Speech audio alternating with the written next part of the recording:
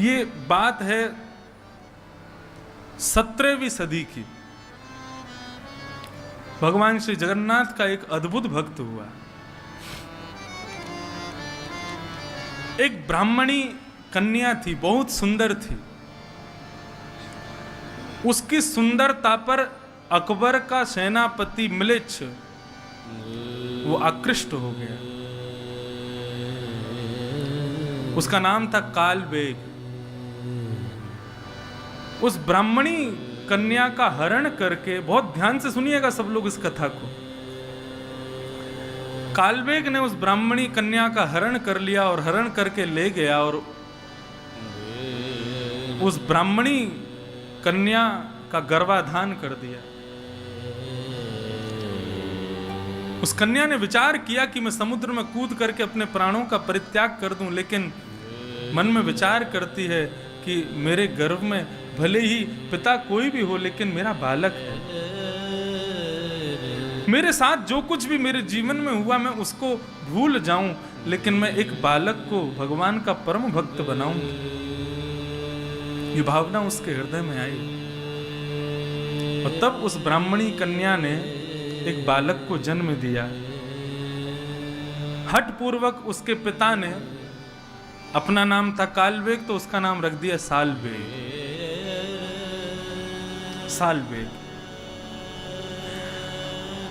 सालबेग बचपन से ही अपनी मैया से श्री जगन्नाथ जी की मंगलमयी कथाओं को श्रवण करता था। श्री जगन्नाथ जी की रथ यात्रा कैसे होती है, जगन्नाथ जी का भात कैसे बनता है, जगन्नाथ जी का रूप कैसा, बलभद्र सुभद्रा कैसे हैं, ये सब अपनी मैया से सुनता था। धीरे धीरे सालबेग बड़ा हो गया।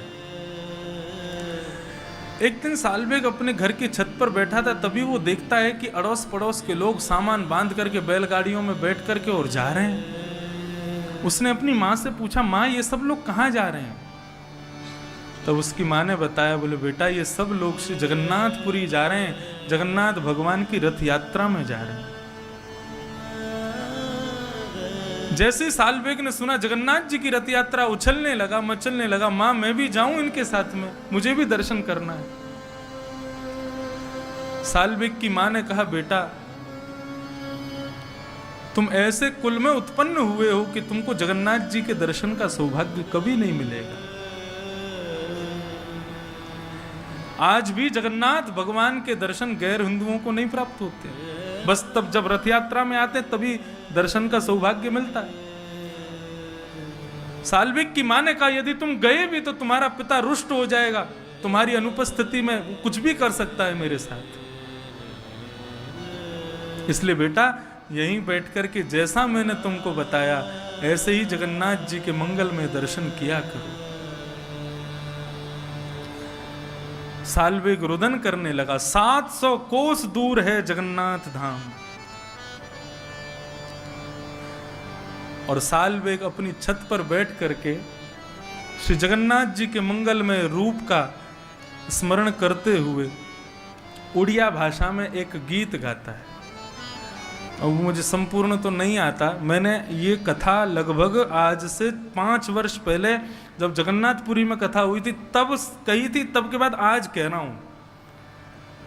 आज ये प्रसंग सुनते समय प्रपन्न भक्त का स्मरण कर रहा था। कौन प्रपन्न भक्त, किसके बारे में बताऊं? अनेकों हैं, सभी प्रपन्न हैं, लेकिन तब स्मरण आया सालबेग का।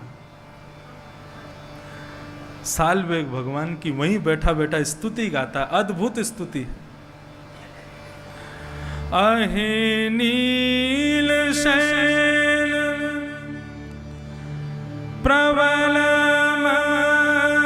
तारण, अहे नील शैल प्रबल तारण, मुआरत नलनीव नकुर दशन,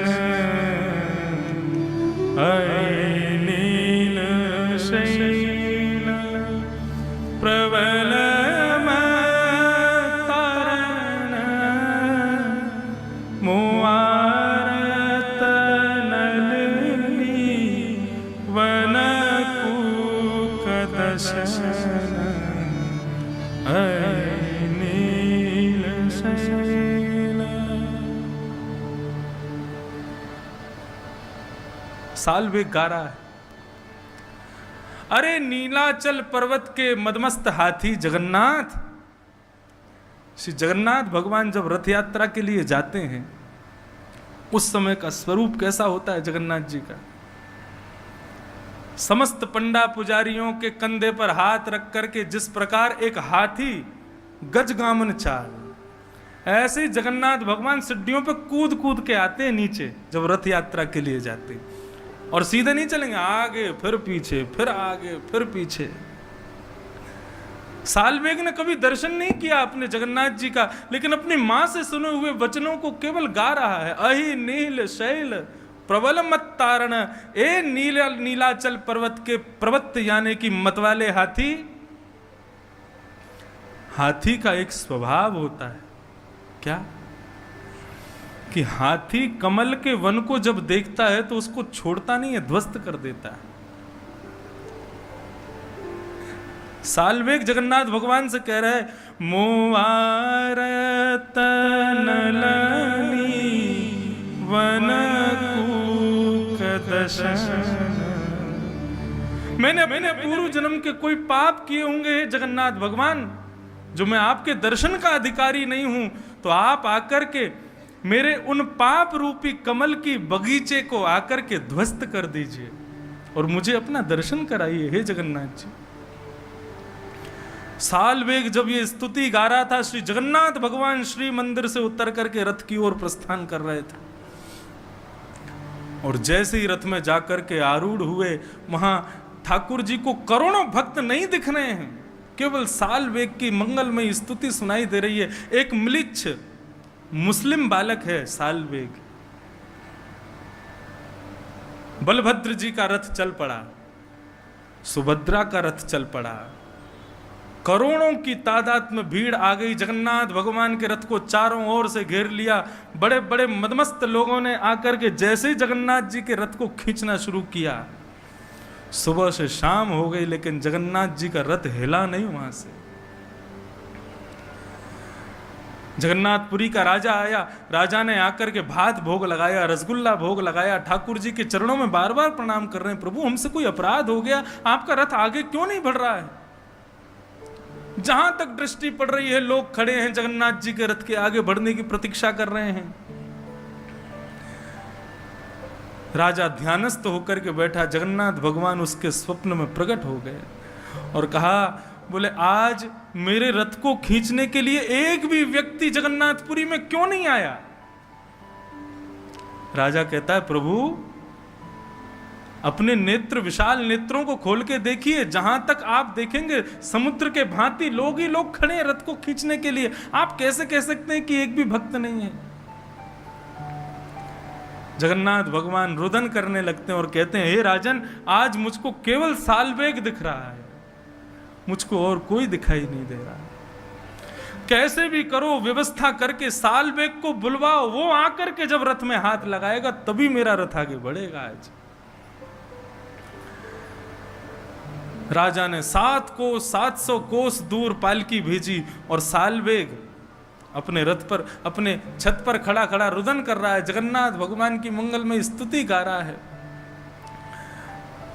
राजा की समस्त लोग गए और जाकर के साल्वेग को पालकी में लेकर के आए। करोड़ों लोग जो जगन्नाथ जी के दर्शन के लिए आतुर बैठे थे, लेकिन अब जगन्नाथ जी को कोई नहीं देख रहा, सब साल्वेग की प्रतीक्षा कर रहे हैं। भाई कौन ऐसा भक्त है जिसके लिए जगन्नाथ जी आगे नहीं बढ़ रहे। एक म्लेच्छ का बालक साल्वेग जब पालकी में बैठ कर के उस करोड़ों जनसंख्या के बीच में प्रकट होता है, रथ पर बैठे हुए जगन्नाथ जी का विग्रह मानो मदमस्त होकर के मचलने लग जाता है। राजा को आज्ञा करते हैं, साल्वेग को लेकर के आओ और आकर के मेरे हृदय से लगा दो। साल्वेग पालकी से उतरता है, रथ पर चढ़ता है। करोड़ों लोग देख रहे हैं, जिन ठाकुर के दर्शन का अधिकार म्लेच्छों को नहीं है, आज वो म्लेच्छ का बालक साल्वेग भगवान को आलिंगन करने जा रहा है। जगन्नाथ भगवान का पहली बार दर्शन साल्वेग करता है मानो जगन्नाथ भगवान कहते हैं ये भुजाएं तेरे आलिंगन के लिए ही खड़ी की है मैंने साल्वेग, आ जा और मुझे अपने हृदय से लगा ले। साल्वेग जाकर के जैसे ही जगन्नाथ जी को अपने हृदय से लगाता है, जगन्नाथ भगवान का रथ बिना किसी के हाथ लगाए अपने आप बढ़ने लग जाता है। इसको कहते हैं प्रपन्नता। ये भक्त का लक्षण नहीं है, ये प्रपन्नता का लक्षण है।